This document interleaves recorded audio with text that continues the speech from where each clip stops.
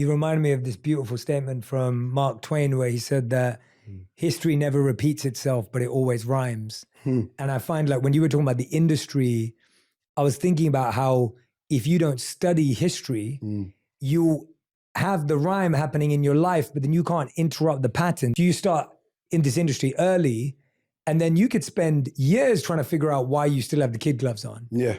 Because you haven't studied that, wait a minute, that's what happens, that unless you disrupt the pattern, present yourself differently, show more of yourself, people are always going to say, he's talent, he's an actor, that's what he does.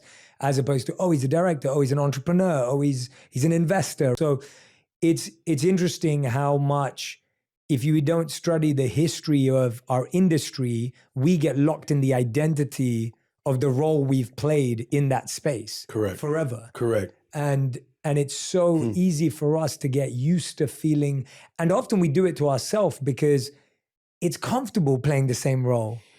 And there's a familiar feeling of when I play this role, and I felt that in my own small way, like when I went from having to create content to get my message out there, even though I wanted to do TV or film or whatever and couldn't get a break. And so I went to content.